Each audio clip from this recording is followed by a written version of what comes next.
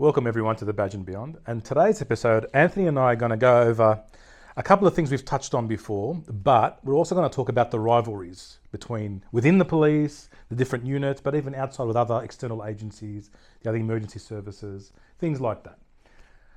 Well, my friend, you would have come across that a fair bit. I did, and first of all, I want to thank someone. So someone put in the comments, look, is there a rivalry between GDs and Highway Patrol? And so that kind of got us started on this. We looked at it in addition to another comment, which was having listened to our podcast and watched it on YouTube, they then watched police shows and were like, does every sworn cop just go and watch a TV show on the cops and go, that's not how it's done? And it's like 100%. That, I for the life of me, I can't remember that person's name, but they are 100% right. If you're watching or listening, shout out to you. Yeah. You're feeling our pain. Like since the day we hit the academy, you're feeling our pain. It's a common thing, like even like recently with all the shows that come across, and now with, in the workplaces that we sit in, and for the staff that aren't ex-cops, they'll come up and say, hey, did you watch this show? Did you watch this movie? What did you think? And I can't get past either terrible portrayal of what happens or gross incompetence that you'd be like, they wouldn't do that. Yeah. You know what I mean? Like, for example, interviewing, like we did with Baby Randy, interviewing the person, just at the front counter, just sit there the whole time. Yeah, it's only a sexual assault, we'll just keep talking. Like, there's a lot of things, and I can't get past it. And it makes things difficult for me to really appreciate certain shows. Oh, you only appreciate the good shows that get it right. I have to say on the comment section though, recently we did an episode on like why we left the cops, and in that I may have cut down one of my old commanders and said exactly what my issues with that individual was. Can I say that was the worst commander I've ever worked with? Yeah. The numerous responses we got in comments and direct messages across our platforms, we got asked how, like, we had commanders, both male and female, named. I bet it was this person, it was this person, it was someone came up and said online, that has to be Custard Guts for sure. I, first of all, love the nickname, heard it before, it's great. The scary thing is, guys, what I explained as being the worst commander I've ever worked with, and the many reasons why they were the worst, was synonymous with what you guys have experienced out there in the force and across multiple police forces.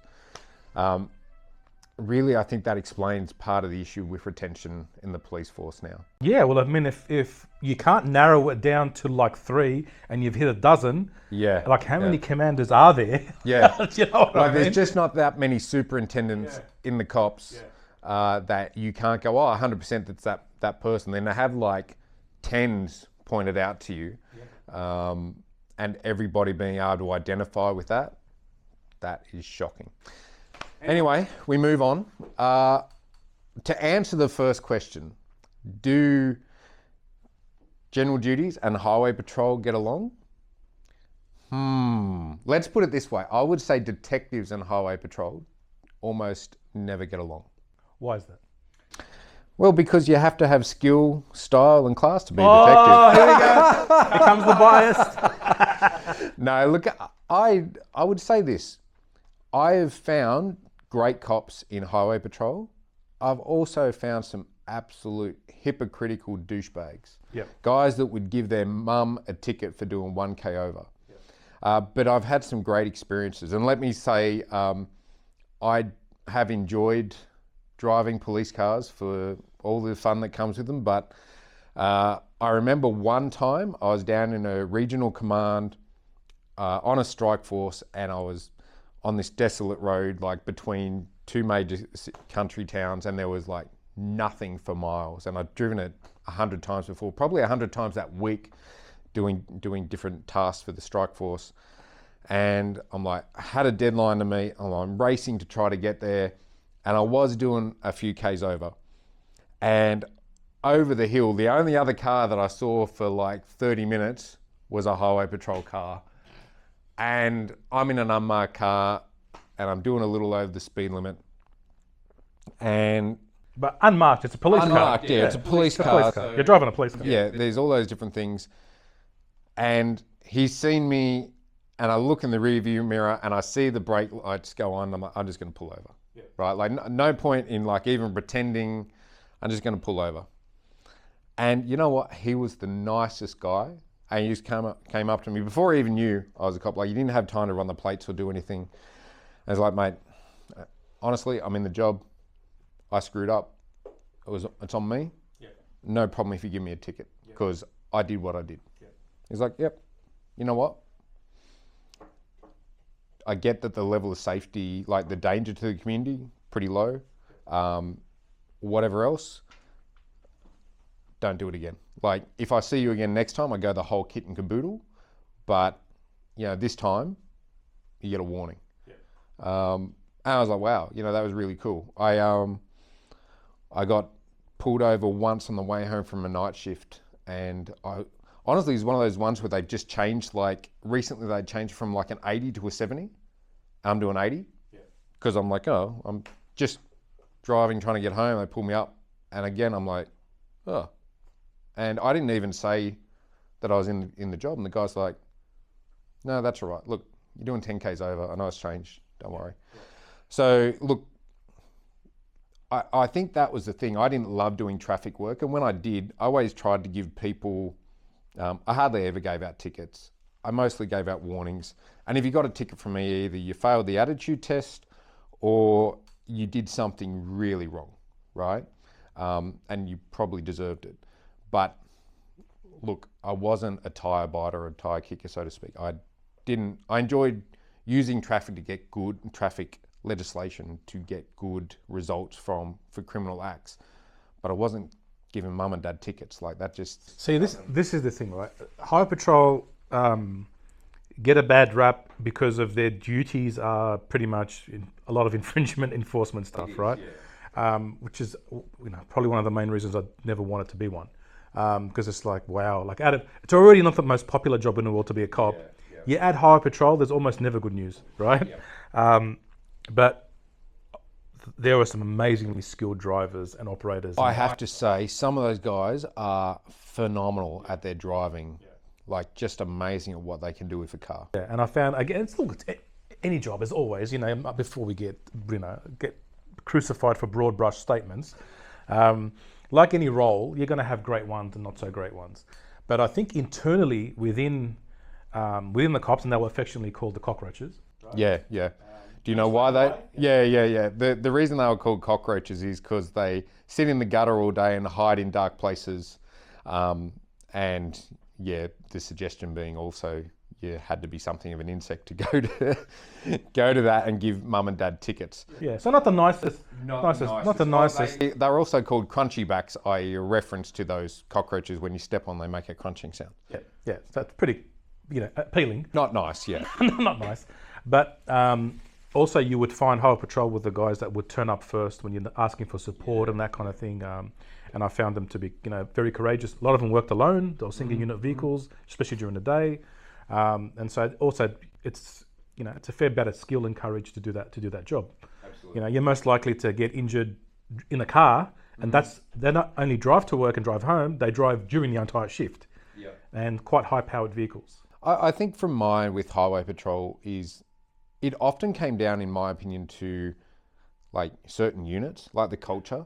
So when you worked in a crap command, like a busy command, you found those guys were bonded with you, backed them up, they backed you up, everybody worked together, that was the thing. But when you're in a quieter command or one where they just had this view of everybody gets a ticket, you know, there was one particular country town that I think had one of those kind of units where the local GDs didn't talk to the Highway Patrol, and then just like, those guys particularly went after their own, like the local cops, and give them a ticket for less than 10 under. You know what? Everybody just give you like a, no worries, mate. You know, they go after them, right?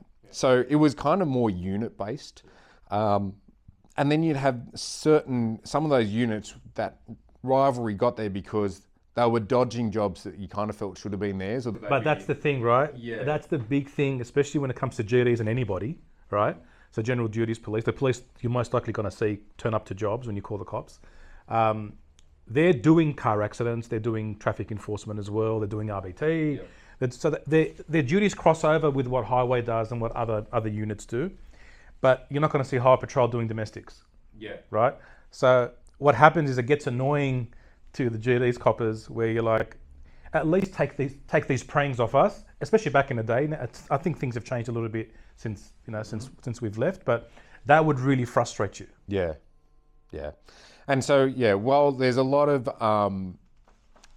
talk about the rivalry between different units, I think for detectives, I once had this conversation with someone with why do detectives and highway patrol not get along? And the real reason is probably because they were nicknaming amongst detectives as jury killers. And I was like, what?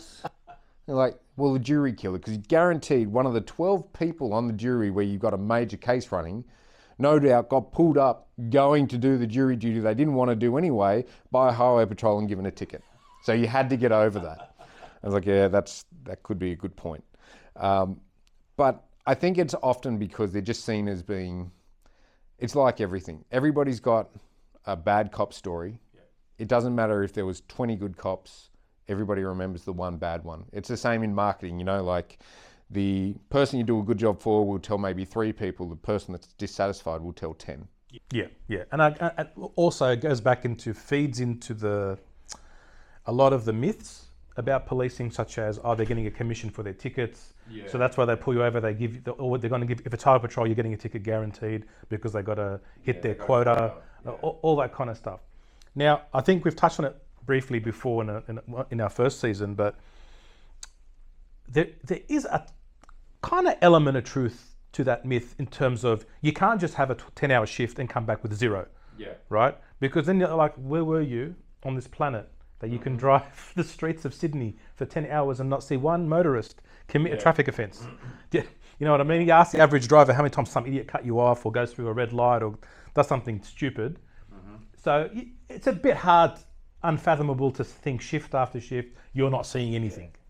And it's all about making sure that cops are doing what they're supposed to do. Yeah. I have to say some of the best people I knew in the cops were highway patrol or former highway patrol.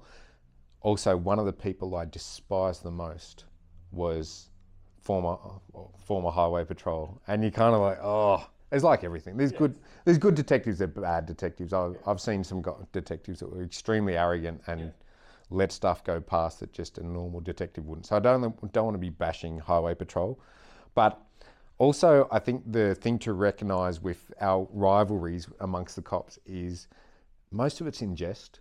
Yeah. Cops call Firies host Firies.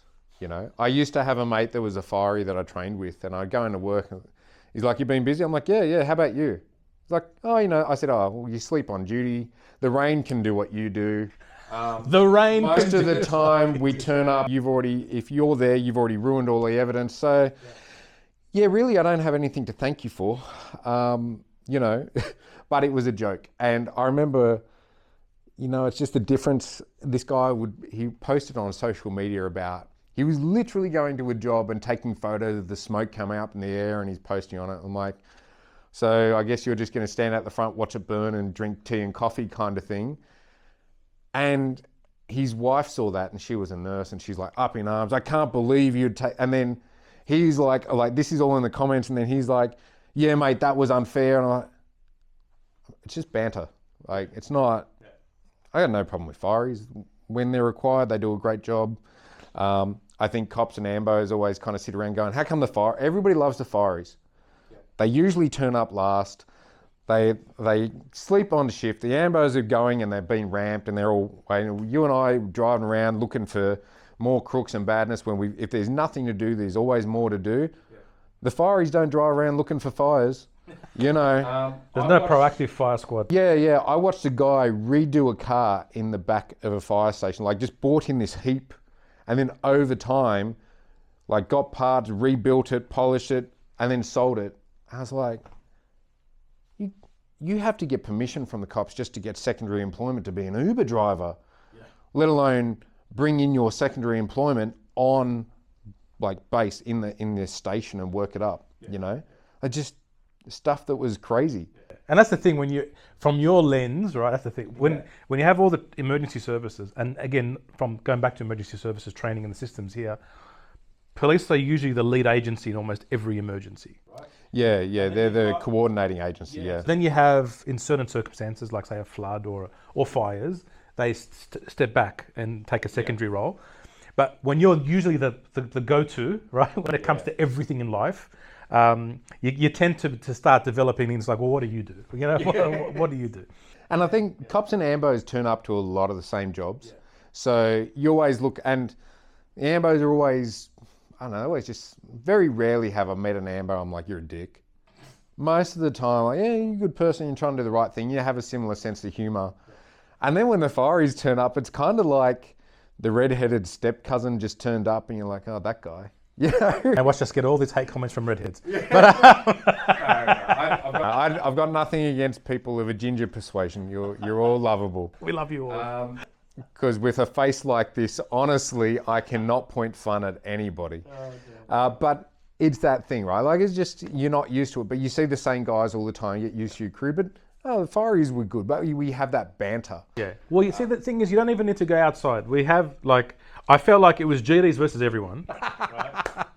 At work, especially in the, probably my first 10 years was a lot of that, where if you weren't basically a GD's cop, then you probably weren't working as hard as us. That's kind of how we saw it. Well, that's exactly what someone that was ignorant would believe. Yeah.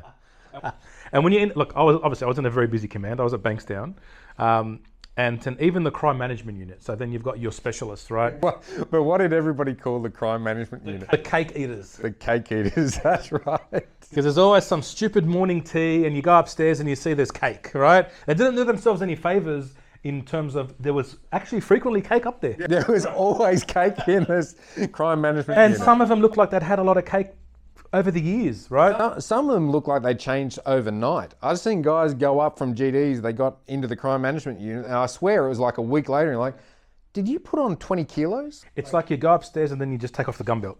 Yeah. It's a plop, plop, plop, everything just comes out. It's like they've been wearing a girdle and they just decided not to wear it anymore. It's hilarious. Mind you, I was one.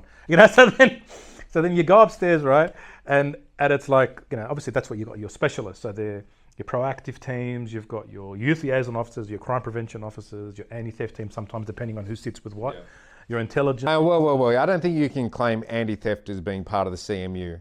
Well, see, again, it depends where you're working. Yeah, I think you're a bit too biased with the Ds, but I think for me, having done a lot of the CMU roles and the crime coordinator role, who basically supervises all of them, you have your officers then that just they get comfortable because it's a 9 to 5, so to speak, right? And it's a desk job to an extent. It is, and let's face it, if we're talking about rivalries, and this is going to be a little bit controversial, there's a lot of cops in the CMU, or whatever you call it in your state, just opted out of being a cop. Well, that's right. It was really like, I don't want to do the hard yards anymore. I want to have my 9 to 5. I don't want to work weekends. I don't want to work nights. I'm just going to go here and then, hang on, what? You want me to go out on the street and do an hour of walking around, or you want me to go downstairs and help out?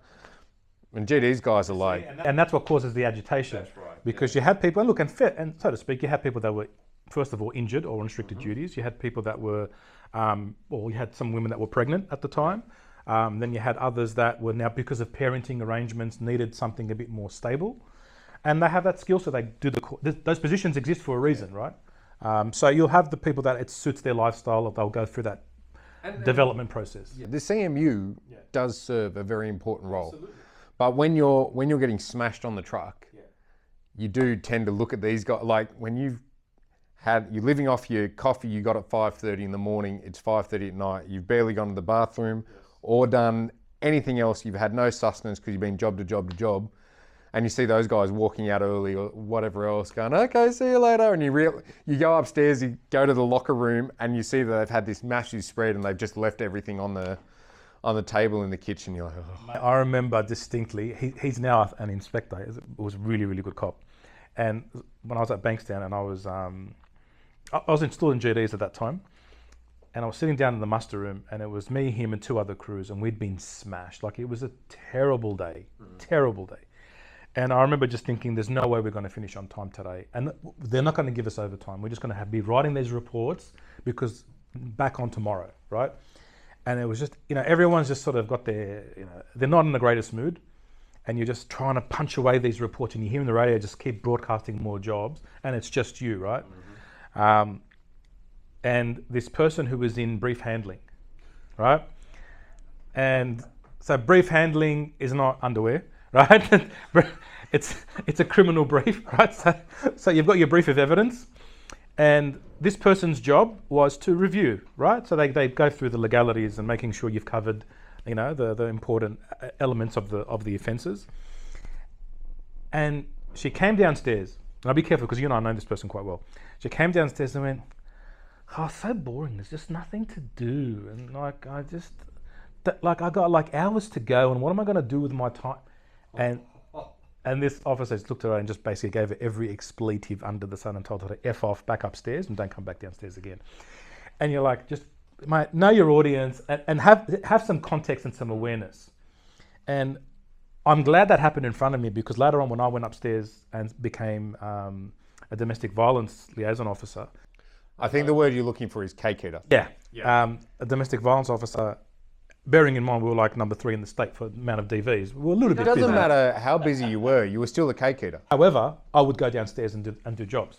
All right, so we'd see myself and my offsider, as if the troops were getting pumped, we would like, okay, let's, and we did that a fair bit, and it was appreciated. And then we started to actually go and supervise DV jobs, and so we could get the crew out of there quicker. We could authorise their work. Bang, they're out back on the road. And if you don't do these kind of things, and then you'd also swap shifts for people that want to take Christmas off or whatever, different things. And I feel like if there's not that kind of reciprocity, the frustration develops, and you just feed into the stereotypes and what's happening. Yep. No, 100%. I think it's ultimately, that's why busy commands where everybody pulls together is good. Where I've seen the most rivalries between units is usually in the quiet commands. Absolutely. Where they have nothing better to do but bitch. Yeah. And I remember I spoke to a guy, and I'm not saying it is like this now, but at the time I was working at Metro Robbery Unit, and we had a guy come over, and he's from Sutherland. I'm like, what's that like? Because I've listened to your channel. It doesn't sound like you guys do a lot. Oh, probably average 1 event a day. And we get days where there was 0 events. I'm like, my quietest shift ever was 1 DV. And that was like, everybody's just lost. Yeah. We had no idea we're all like, where's the crime? Where's the job? I think the radio's not working. You're testing it. Like, is everything okay? You're like, this is weird. And he's like, oh no, that's pretty standard for us. Yeah. Like a busy day would be like 4 or 5 events. I'm like, that's not even reaching standard for us, like at the other commands I'd worked at. So it was really weird, but that also was one of those, you'd hear so many rumors come out of that command about, rivalries and things like that. And it's just because they've got the time to bitch. Yeah. And when you're busy and when you feel like it's everybody's together because you got to, pull together and get the job done, I think it's better to be at a busier command than a quieter command. 100%. Even just for your development in terms of learning. And that's what the thing I found really early in my probationary period, when we'd go to joint sort of training where you're seeing police from other stations and different areas come in, and just they're talking about, how much proactive stuff they're doing. I'm like, where do you fit this? And I remember talking to one person where they were like, we filled up 2 tasking sheets, right, of jobs in 1 shift. Yeah. And for basically what happens when you're on GD's car crew, you're given a tasking sheet. Let's say it could fit 28 jobs, 28 lines on the back of your little piece of paper, where you write down, this is the job you went to, and so it's to jog your memory for notes and for accountability purposes. So imagine if you're doing a good 28 jobs in a 12-hour shift, right? Imagine doing 50, right? So when you're pumping those kind of numbers, you're extremely busy. That's when you're eating in the car on the way to the next one. And so it wasn't until then like, oh wow, because you thought all police stations are this kind of busy, and I'd heard how busy Bankstown was compared to everything else, but not till you experience it and you'd go to you could see there's a frame of reference. And then you're like, they have, I saw 3 murders, an arson, all this in 2 weeks, right? Others are like, they've never gone to an angry man job, or they've never gone to, had a crime scene that involved someone who'd been murdered, or all this kind of stuff. And like, wow, they miss out a lot on those in the development side as well. It's not just the lack of, because 100% the rumour mill is definitely worse, so much worse at quiet stations. And then you get all these clicks and there's so much time. It becomes like a Melrose Place for those that remember Melrose Place. It's like a soap opera kind of thing. I think you're showing your age when you talk about like Melrose Place. I think one of the things that gets me with the cops is I think every organisation has it in frontline services. We all have nicknames for each other. Like Rural Fire Service was Rural Fire Starters. So the RFS was Rural Fire Starters. Well, I mean, like, it happened a fair bit. Actually, there were some firebugs. Yeah, and you know the funny thing is, honestly, Rural Fire Service guys do a lot of good work, at volunteer basis, and they work their ring out. But amongst the cops, I remember, they just. A couple of examples. There's been so many arson strike forces where they found out. In fact, Glenn, one of our employees, ran an arson strike force where the offender was a Rural Fire Service member. Yeah, they're pyros. Yeah. Because what's that line out of Backdraft? To kill it, you got to love it a little bit or something. Yeah. Now I'm showing my age. The movie Backdraft. Yeah.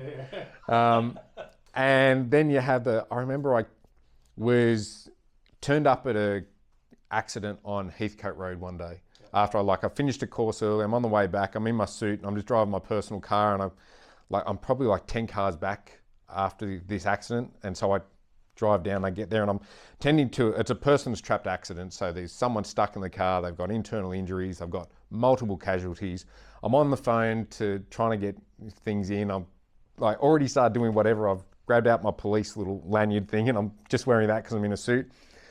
And out of nowhere, two rural fire starters turn up, wearing jeans. They've donned their jackets out of their car because somehow they just carry their jackets in their car all the time. They've put their helmets on, and they start turning around traffic and doing whatever. I'm like, what are you guys doing? It's all right, mate, we're Rural Fire Service. I'm like, yeah, cops, stop. You're screwing it up. Like, why? I'm like, because I've just got all the ambos and the cops to start. I've said to them, we're not turning, traffic's not moving. You can come down the wrong side of the road. Yeah. It's a single lane each way. If you turn all the traffic around, which is what you're doing, there's nowhere to go. We can't get resources in. Oh, I didn't think about that. Yeah, I know. Just relax, right? I know you've done your training. When it comes to fighting fires, you're good. But also, just because you got that, you don't have the other greater presence. But again, great people doing good work. There is that other thing of just some volunteer agents. When you're in a frontline service and you get paid to do stuff, the shine comes off what you do really quickly. Yes. For a lot of volunteer agencies, this is like their hero moment. Yeah. I remember being at a crime scene and I'd see for a bushfire, and it's just everything's being put out, and the Rural Fire Service turn up like, oh mate, do you mind if we just throw some more water on this? I'm like, why? This is now a crime scene. It's been handed over. Yeah, just for training. No. What? Yeah. You want to come and make it look like you're doing something. There's better places to go and do. You can't do that. Don't just also come and, there's kind of, I don't know, do you describe it as being a little needy or a little this desire to be a hero or something like this? I'm not sure. It's this point of don't get me wrong, great people in there, but there's also a few special people. Yeah, I think it's like anything, man. There's a few special cops as well. I'm not going to lie. 100%. I think it's like anything, man. At the end of the day, if it's not satisfying that itch, sometimes you go a little bit, above and beyond to sort of explore that and see that. It's kind of like that. Have you seen that meme where it's the guy that looks like he's straining at the face and is meeting someone and not telling them you're a firefighter in the first 2 minutes? But I think that could go for any number of services. Yeah. We had, like I said, they're the ones I used to call the Axel Foley ringtone guys. It's just all the time. It's just you live it, breathe it. Like I said, the Tackleberry effect, where it's just all police, off duty, on duty. And I think everyone gets that in the beginning. Some people just never leave it. Like, they just take it with them for the next 25 years. I think I worked with a guy when I was working security that was a rural fire service member, and I think he introduced himself with his qualifications and the fact he was a captain in rural fire service. And there wasn't a shift that went by that he didn't mention it at least 5 times. And that was on a slow day for him. It was just, and then whenever he saw the Firies or any other emergency services, he put shit on them because, you know, I know better because I'm the rural fire service. Well, get back in your lane, you know, like you don't know policing as well as I don't know what it's like to be a paramedic, you know, like there's all those other things. So look, I think also sometimes people are unforgiving. Like I remember like looking at comments on social media for different things that, you know, especially when there's frontliners that are posting about PTSD and different things. And the comments are, oh yeah, but that's what you signed up for. You knew what you were getting. And I'm like, mate, it doesn't change the fact that you got a human brain, right? And you have human emotions. So things that would affect a human still affect people in those jobs, right? And the difference is the brain is subjected to so much more of it, and it's an onslaught. Whereas you might think, oh yeah, see, the general public will come across, say, maybe one serious scene of death, say in their lifetime, for example, right? Where it's like, not like someone passed away, it's a family member where it's happened in their sleep or over a disease or whatever. It's a horrific, traumatic experience. You might see one. You might see one in your life where, you know, someone's been decapitated. That's very rare, right? For someone to see in their entire lifetime, unless you live in a war zone. So the human body is not geared to deal with that. How do you think someone signed up to see that happen 15 times in their career, or see, you know, horrific things where kids have been killed? Like that's the general desensitization. The statistics, I think, I heard a statistic whereas between the average person in their lifetime will see it was like a 1.6 or 1.5 up to maybe 3 critical incidents, they call it, in their life, right? The average frontline responder, like police and ambos, will see anywhere between 700 and 1,000. Yeah.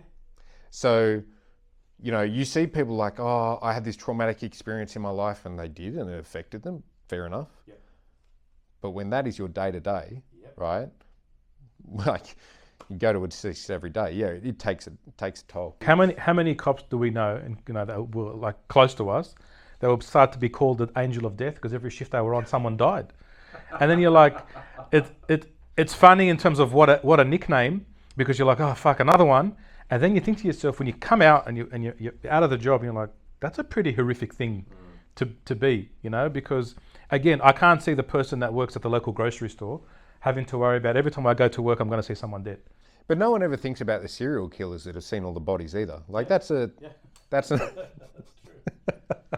So that's the thing. Like there's a real disconnect, and I think that's where sometimes you get annoyed at, you know, at comments and armchair critics at different things, because you're like, you got no idea. You touch base on something though, that, you know, when someone's like, oh, but that's what you signed up for.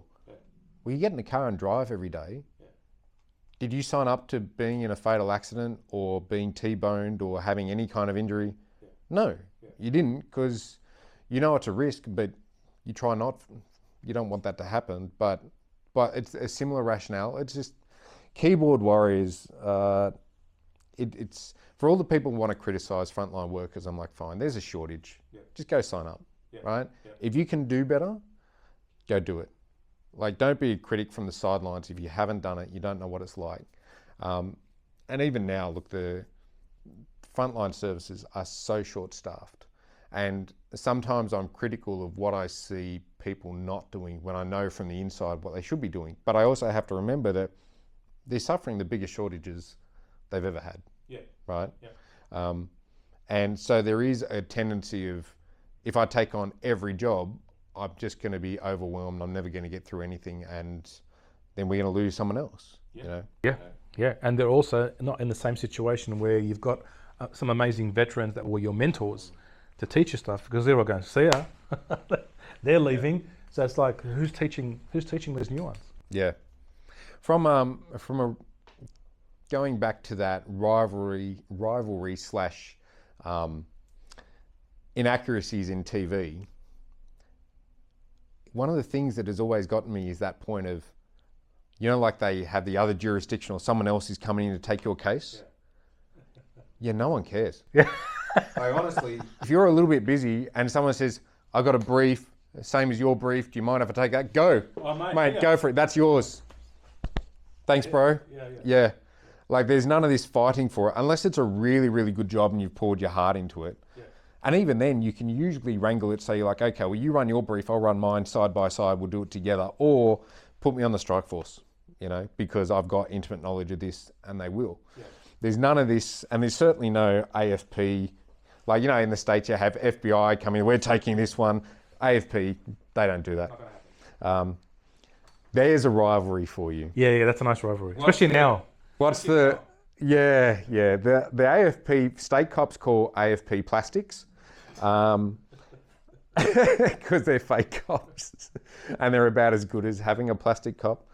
Have you heard any other names for AFP officers? I don't know. Look, I think you have. Nothing I can share. And look, once again, having had the benefit of working closely in the last years before I left with joint units, especially in CT or in counterterrorism. Again, there were some amazing operators. All those ones that I know they've all left, and maybe one or two exceptions, but mainly they've gone. So I don't know what's happening there at the moment, besides what I hear from the guys that I used to work with, and it's not positive. If anything, there's a significant. You know a little bit about what's going on. Yeah, like there's been a lot of sort of like, okay, it's to the extent, again, it's always leadership, mate. Always leadership. And I'm sure I'll probably get a flurry of messages after this one, but just like, yeah, tell them this. But I think the problem has been, again, leadership stuff. So then everyone's like, okay, well then you do what you're supposed to do, and I'll do what I'm supposed to do, and never the twain shall meet. So it's become like lines of demarcation being set, where when before the state police would take over things that are technically an AFP like sort of portfolio, the state cops will do it. The detectives will take on those investigations, and they'll work together and all that kind of stuff. But now it's to the point where no, you do what you do, and we'll do us, and there's not that sort of collaboration. I don't know how it's been public actually a little bit. There's been some stuff in the media that's come out, but definitely on the ground, this is not fake. It's actually happening. And so there are things and reports being sent up to different upper levels of management. It's been coming for a long while. Like, I've got a close friend of mine's in AFP. He went from state cops to AFP. And he's done all right for himself out of it. But it was really interesting. He was like, there's basically this thing about, if you've been a state cop, you'd be very lucky to get to sergeant, and certainly you'll never exceed sergeant in the AFP, is the feeling. He told me the first day he was in the AFP Academy, here's this guy who's like probably been a cop for 10 years because he was that young, walks in as like a superintendent saying, oh, you've finally come to the pinnacle policing agency in Australia. And he's like, there are guys that are 20 and 30 year veterans of law enforcement, guys that are like run big homicide jobs and strike forces that are transferred over. And they're being told by a guy that's mainly been in an admin role, we're better than everything you've ever done. Yeah. And that's what's been happening. Some of the guys I know, especially that work really high risk stuff, their supervisors like 5 years, 6 years in the job. Yeah. Like, what the hell? And one of the things I've always said, I don't blame the people, I blame the organisation for this. When you come into the cops, before you get to be a detective, you have to be a uniform officer, and you make sometimes big mistakes on little jobs. Yeah. So if you do you're doing a shoplifter, and you make a big mistake, well, okay, bad for the shop, bad for the community, but the risk that poses is pretty small, but you've worked it out, you've learnt. Whereas you go on then through and you become a detective, and you've made your mistakes on little jobs, so you don't make big and even little mistakes on bigger jobs, right? Whereas AFP come out, you've got agents that are 3 and 6 months. I saw a job that was like a commercial import of drugs that we'd have a detective senior constable at least 10 years experience doing. You had a 6 month, like an agent that'd been in for 6 months, leading an agent that had been in for 3 months on this job. And you're like, this is a problem. And when you've been told that you're the best, and you kind of become arrogant, you think you've got all that, and you're being told you can lead these jobs, then you make big mistakes on big jobs, and that becomes a problem. I think, and correct me if I'm wrong, people, I'm sure the audience are very well versed in it. was it Jihad Jack or someone like that? There was a guy that got, yeah, he was known for that. And the AFP sent officers over and they questioned him. And they questioned him in a foreign land, and then they extradited him here and tried to charge him here. The problem was, because they were in a foreign land, they didn't utilise the legislation that they needed to prosecute him here in their questioning and interview. So then that was what they were relying on, his admissions, and when they got him here, that all got thrown out. Yep. Now, any cop that had done probably 12 months in GDs would have been able to work that out for you. Yeah. But this is the problem. You can be on one big strike force and you barely get the chance to interview people and do all the different things that are required. And so for mine, I've worked with some great AFP guys. Sometimes they do some amazing work, and I think they're better resourced generally. But it's a culture in the organisation that's kind of from the hierarchy down, and you can't blame the guys on the ground for that. Like you said, it's a leadership issue. I think a lot of the issues, because usually CT is where the closest relationships happen. A lot of you have to, by definition. And, again, I might show my bias there, but I think some of the counterterrorism investigators were some of the best of the best. Which is exactly where you want. Which where you want them. Yeah. I got, my experience, I was really lucky to tack on to most of my career was working closely with homicide detectives and terrorism detectives. So I was very lucky to get that knowledge, watching them do what they do. And when you see other agencies coming in, and some of them are fantastic, don't get me wrong, but then you've got like Crime Commission, you've got ASIO, you've got sort of corrective services, you've got all these different sort of entities working together. And the AFP definitely a critical one in that pathway.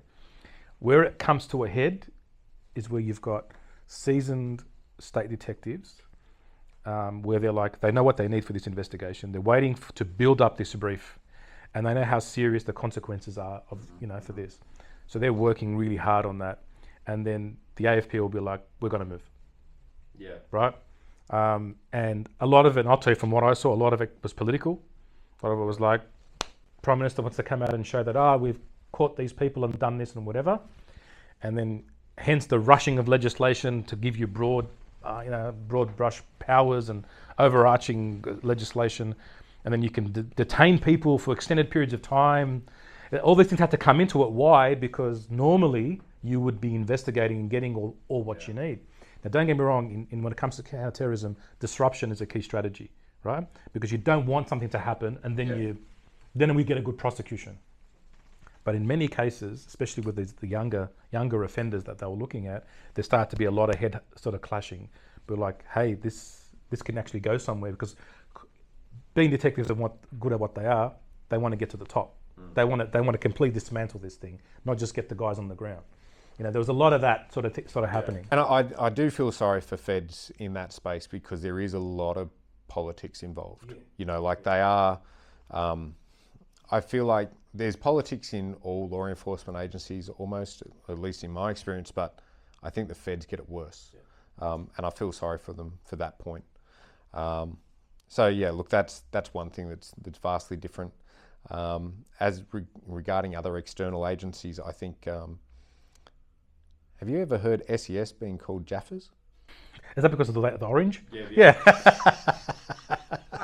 Well, that makes sense. I've heard Teletubbies, I've heard Oompa Loompas, so that makes sense. Yeah. You know who I never hear get a bad rap is VRA, the Volunteer Rescue Association. Maybe because I've not really done a country stint at all. So. Yeah, that's probably what it is. Probably why. I'm sure we'll get a flurry of comments about, these guys. There'll be someone. There'll be some hilarious little Aussie little moniker they give them. Yeah. Oh man, let me combine both what's on TV that's not realistic and Rivalries, Water Police, and the TV show Water Rats. Oh no. Oh my goodness. Oh, mate. First of all, yes, water police have detectives. I'm not entirely sure what they do. Mostly coronial matters. Yeah, that makes sense. Yeah, but there's that, and they were always a special for, there's a body in the water. That's a water police job. That's your jurisdiction. I think it just floated to the shore. Oh, that's yours. Sorry, mate. Right. There's a bloke pushing it back in. It probably wasn't that bad, but it was this point of when you went to the water police, like you kind of went there to retire. Yeah, but there are those things, right? There's hidey holes, and I went to an award ceremony, right? And this is the worst place for it because you sit there and there's departments you've never heard of, and people getting awards for shit. You're like, what? Yep. Like, can I raise a department on spatial mapping unit? Yeah. Yeah. I'm sorry, what? Yeah, what? Sorry, don't. That's a unit in the cops? Spatial mapping, that's where you find Uranus. No, it's not. Sorry, guys. But maybe not that sorry. But I think from my perspective, I'm sitting in this award ceremony, right? And there were cops that were getting bravery medals and different things for saving lives, for resuscitation, for all kinds of stuff. And then someone got an award for updating the notebook guide for the police. And I just went, all right, well done, dude. You do you, but do we, what the hell? Like, the most obscure awards were given, and you're sitting there burning because people that have just done so much and went through so much, no recognition, like whatsoever. I think one of the most disappointing things I found when I left was I made a request for my my file, my portfolio, and there's all these awards I never knew about. No one ever presented them. They're just on my file, just sort of sitting there. Was that Best Cake Eater of the Month award, or was that? That was Best Diabetic. No, but I was like, I'm sitting there like, there's an investigation to this break-in, that we got an award for. There was a blah blah blah, a couple of things, and I'm like, you just don't do this well, do you? Acknowledgement for merit is just handled so poorly. And then people that sit in what they call the ivory towers that have gone, oh, a wonderful new chapter addition to this wonderful guide. I'm like, okay, that's great. The publication awards. Yeah. And how does that, like, it just pissed me off. What was worse for me was the people that self-nominated for an award. Yes. And I've seen it, and then I also know as someone that went in, did a building search and found, it was a murder scene, and found some dead bodies. Tragic. But that guy got a bravery award for that. I'm like, there was no one in there. They were already dead. But he hammed it up for like a couple of weeks after that of how scary it was. And I'm like, yeah, you know what? You show me just about anybody else that's been in uniform. They've done that. That's like building searches are fairly common. You find what you find. You know what they say? You get what you get and you don't get upset. That's the fact. But this guy got a bravery award for it. And it's like, he was probably one of the laziest cops I've ever come across. And I know someone else that ended up in a high ranking position that put themselves in for a bravery award. And then I look at, there's a gentleman, I cannot for the life of me think of his last name. His first name's Alan. He's got a board so there's boards for those people who won bravery medals down at the academy. And this guy went there was massive flooding in I think a coastal town or country town, and basically rescued a kid from the sewer, like stormwater drain system. Like just basically went to the hardware store, got a rope, tied it on himself, like he's a D, gets down and goes after it. This guy won 2 or 3 bravery awards for individual things, right? Just amazing individual. You look at that and you go, I thought I was a decent cop. This guy trounces me every day of the week with his eyes closed. But then you've got this other guy getting an award because he did a building search. Like, I mean, this is the thing. If you're going to be proportionate, that's fine. But don't be disproportionate. Like, if you want, it's like, I make it, it's akin to me as a participation award. Yeah. You know what I mean? Like you said, remember we used to do the math competition in school, and just because you did it, I remember it was the Westpac maths competition. I could never get into those because you weren't allowed to write, like, do the answers in crayon. So. I just did. And I remember bringing an award back to my dad, and he went, I thought you didn't do well in it. I didn't. And he was like, participation award. And I was like, yeah. And I'm like, it just reminds me of that. Hey, you turned up, you wrote your name on something. Here's an award. Yeah. Oh, yeah, save this person's life. No one cares. Yeah. whoa, yeah. I will say, I think I ruined, moving back again to the TV thing, I ruined cop shows for my wife, because her and her mum were mad into those cop shows. And I just sit there and go, that's bullshit. Yeah. That's bullshit. No, but I think that's fairly genuine. I'm like, really? Yeah, I love that. Okay, well, here's why it isn't. So you'd never ask that question until you did this, and then you wouldn't do that. And then that never turns around in this time. And then 3 months down the track, at the earliest when you get your DNA back, that's when you go, The evidence thing's what kills me. I'm just going to go to the evidence room. Yeah. G'day, Charles. Yeah, mate, just sign in. And then you just go to all these, you just pick whatever the hell you want to take out, and off you go. just duck downstairs to get that DNA sample sorted, done. Oh, blood. Yeah, no worries. It's blood mixed with semen, mixed with sparrow fart. Yep. Great. Oh, wow. And what sort of sparrow was that? Oh, great. The one from northwest India. I'm like, no way. I can't do most of it. There was a time in my career where I was really into the doco ones, right? So like, the Cops. what's it, the next 48, the first 48, first 24, yeah. that kind of stuff. I actually enjoyed that. Sort of. I like the more the real doco stuff, but I don't know, man. Like, also, I'm just not into that stuff anymore. It was, depending on what mood you're in, how frustrating yet also hilarious was it when you had someone go, get a warrant? No, don't need one. Coming through your door anyway, son. Yeah, like the Bush lawyers, the guys that watched this stuff from the America and thought our laws were exactly the same. You're like, yeah, maybe do some research rather than just watch, CSI or something. I distinctly remember Foot Pursuit, and we're running, chasing after the guy that had stolen 2 motorbikes, and they just hopped off and started running, and then they just in front of us into the house, and they thought, and straight through the door, mate. Right. Yeah, immediate pursuit. See you later. Like, I'm straight through. Oh, you have no warrant. Don't need a warrant. Don't need a warrant. And that's what people aren't told. You actually don't need a warrant. Yep. There's a lot of things you don't need a warrant for. And that people hiding behind the fact that they think you do was so hilarious. Yeah. Or they cross over, they step into their house, like the front yard. Ha! We're here. Ha! Like, that happened to me at least 10 times. That was one of the greatest things about Bankstown in the beginning. Early 2000, you'd run after someone and it's like, do you ever play tips and they go, oh, tip, I'm like BAR. Yeah, BAR. And you're like, now we're showing our age. Yeah. BAR, come here, genius.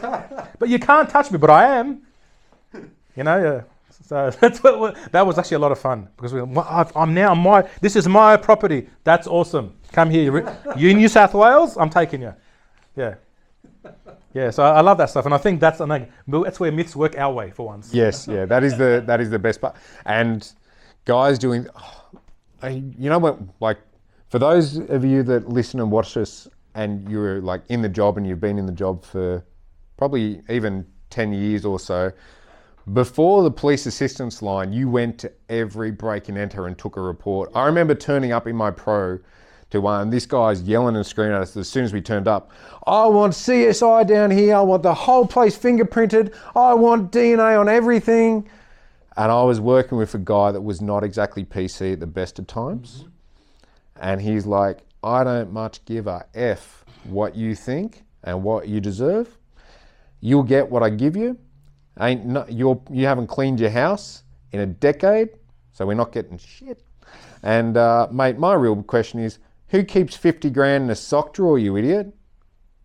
Oh. There was a lot more questions to be asked than he could answer. Yeah. That guy, hilarious guy. And went to highway patrol, great driver, I will say. There you go. Now works for as an investigator for another agency. So if you're watching this, mate, you know who you are. He nearly ploughed me into a power pole going to a Signal 1 once down in Tarrant Point. So. And what's a Signal 1, Anthony? Signal 1 is officer needs assistance, and basically you drop everything you do and you go after it.